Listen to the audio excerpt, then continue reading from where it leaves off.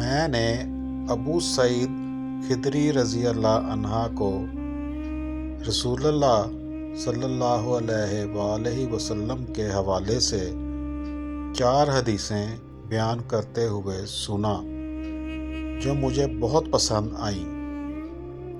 آپ صلی اللہ علیہ وآلہ وسلم نے فرمایا کہ عورت اپنے شوہر یا کسی ذی رحم محرم کے بغیر 2 دن کا بھی سفر نہ کرے، اور دوسری یہ کہ عید الفطر اور عید الاضحیٰ دونوں دن روزے نہ رکھے جائیں۔